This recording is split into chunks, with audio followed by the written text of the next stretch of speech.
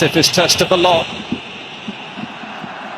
Mazraoui, pursued by Osimhen. Mazraoui has run that ball out of play. And one of the great things about two teams that are evenly matched is that they can cancel each other out in a positive way. Not because one will sit back and try and contain the other, but they will both, if they feel as if they've are being dominated, they'll find a way to progress up the field. That, of course, hopefully will lead to an open match, football-wise. Some chances, and we hope, of course, a couple of goals. And Morocco's form at home is, quite frankly, ridiculous. They haven't lost a competitive home fixture since losing to Cameroon in World Cup qualifying in November 2009. Just another example of the challenge facing the Super Eagles here tonight on North African soil. Never looked it up, but I do remember Brazil having an extremely long unbeaten record at home in World Cup qualifying, up until a few years ago where they've not lost. It was quite a number of years as well.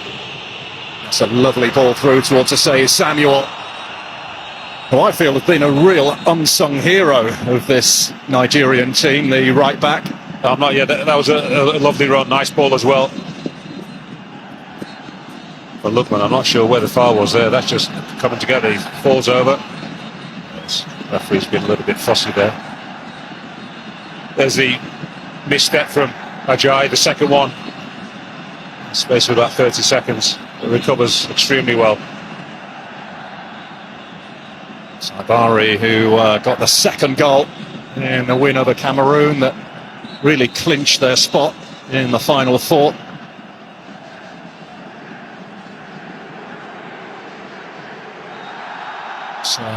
Firm challenge going in on Hakimi from Onyedika, the man who's been brought in for Wilfred Ndidi. His only other start at this tournament was against Uganda. He got 2 goals in that game against the Ugandan side that played with 3 different keepers.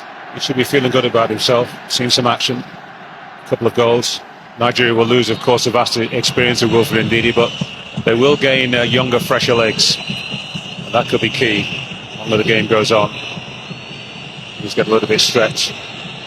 Walid Regragui, who's lost just 4 games in just shy of 3.5 years in charge, but there is lots of talk that if he doesn't lead Morocco to the title here, he will lose his job.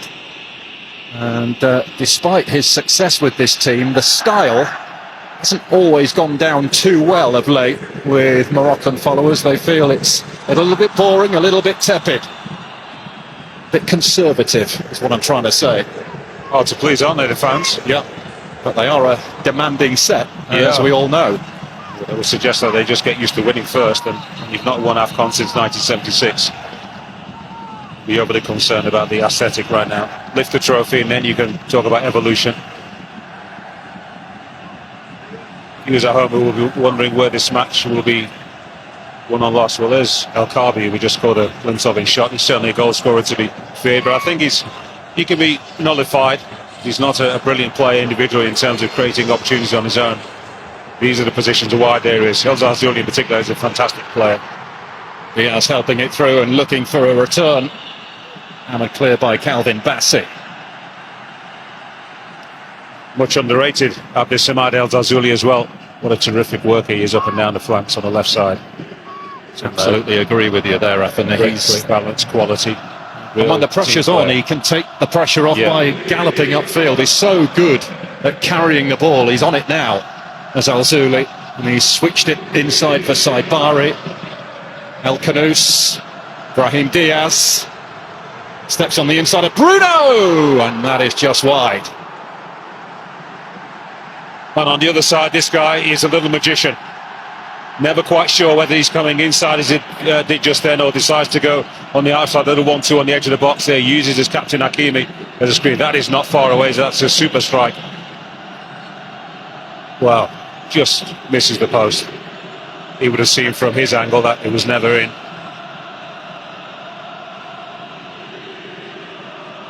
Well, Bruno will have his hands full over on that side, and I dare say will be looking for a bit of support from his teammates as well. Yeah, so when you've got 2 outstanding teams, and of course you've always got one or two who are just able to elevate themselves. That's why they are the star players. Your defenders, in this case for Nigeria, Osai and Onyemaechi, just have to play a slightly more cautious and defensive role. Not negative, just be aware of their responsibilities. Their title should remind them that their work is to make sure that they are defenders first and foremost. No foul on Iwobi.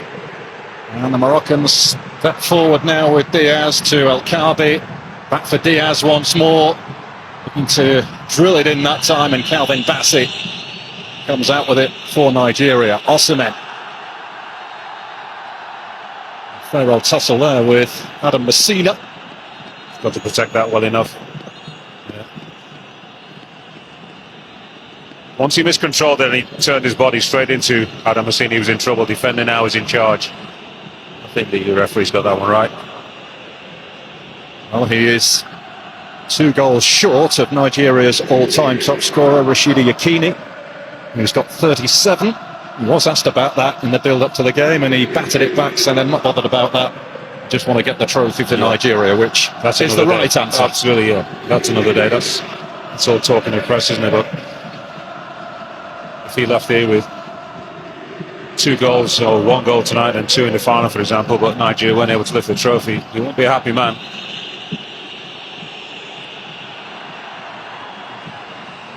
In the opening 10 minutes, quite a few Nigerian passes have gone astray. I'm not talking about the first couple from Shemi Ajayi either. Yeah, the pressing from both sides will force 1 or 2 errors. That's to be expected, especially in the early part of the game, opening 20 or so minutes. I always call it that burning of energy phase, especially with such a raucous atmosphere to play in front of. The players will start to settle down at about that minute mark. It's tied it up by Mazraoui. With Yasin Bunu, who has kept 12 clean sheets in his previous 13 appearances for his country.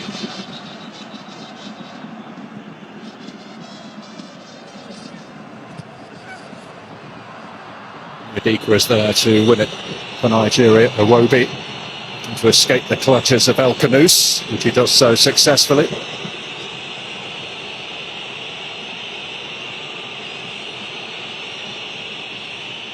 Jai turning the ball over back to the Moroccans. Hakimi is there to bring it down. I almost never see him play that kind of pass.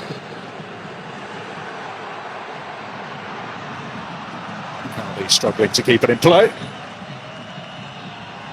He's got 3 goals this tournament, but 2 in particular very memorable.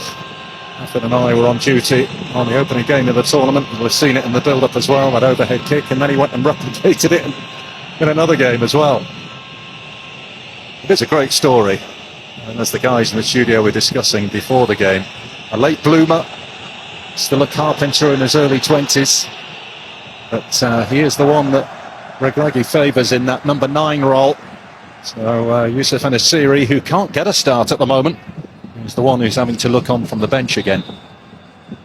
Yeah, it's only one area of their team, Morocco, that they perhaps could be a little bit stronger. If they had a striker of the calibre of Osimhen, Nicholas Jackson perhaps, who's more accomplished, certainly played at a much higher level over the recent years. It would be an even more formidable outfit. But still, the collective is what matters most when you get to this stage of the tournament. Can your team overcome the massive obstacle that is Nigeria, who have plenty of firepower? So many players that need to be concerned of. Iwobi's not had too many touches on the ball in the middle. You know, you'd imagine how they're going to hustle him as soon as he gets the ball. So if he can establish himself inside, Nigeria's chances, of course, increase.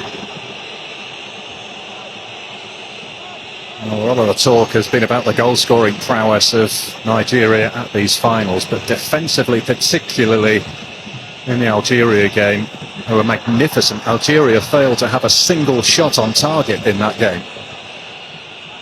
Here's Iwobi, tucked in field to Lookman. Iwobi again, driving the Super Eagles up. Bruno. Lookman.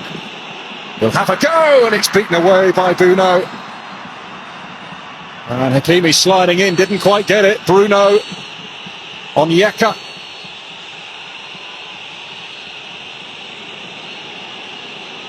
And Bassi, whose first touch was not the best. And the momentum in that build just seems to have dissipated. Yeah, he's having a little ride. Smile to himself, Ademola Lookman. He knows he didn't catch this one cleanly. Yeah, that's a pretty comfortable save for Yassine Bruno. Just had to make sure he sent it wide of the onrushing Osimhen. Will be a Moroccan ball, this. But just to go back to Ademola Lookman, 3 goals, 4 assists. Sorry, Paul. It's all right. I don't know what that foul was for. Assist. You were saying goals, assist? Yep, 3 goals, 4 assists for Ademola Lookman. He's been directly involved in 11 goals and 11 appearances for Nigeria at the Africa Cup of Nations as well. So, see how important he is now to this team. And there he is, winning the ball, but in the process, getting a shove in the back.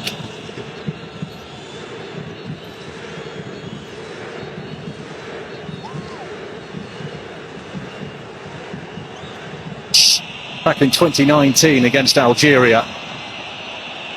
Onyedika now. Wanted too long on it, and El Kaabi has stolen it from him.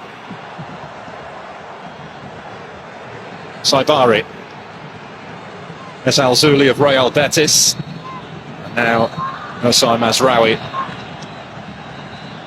will be returning to Old Trafford to work under a new interim manager in Michael Carrick, of course.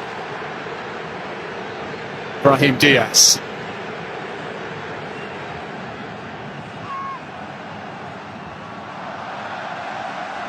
Let's go right over a corner. Lucky.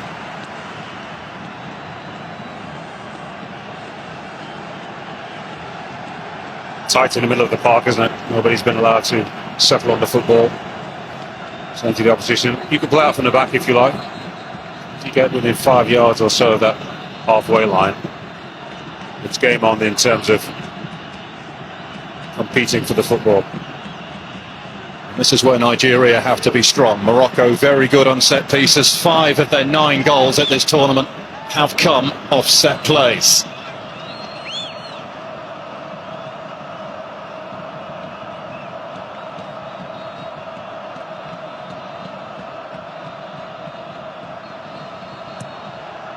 Over it comes, and easily dealt with by Osimhen. Mazraoui. And Morocco able to build again. Brahim Diaz has popped up on the left. There's Al-Zuli.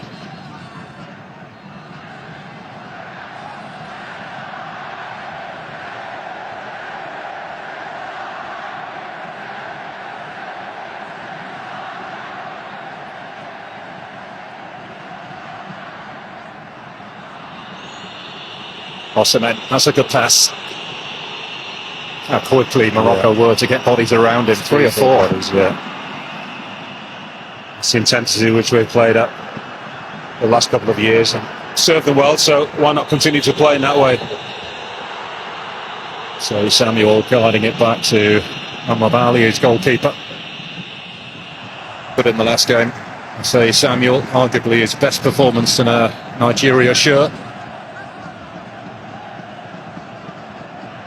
Playing for Birmingham City after spending 4 years in Turkey with Fenerbahce.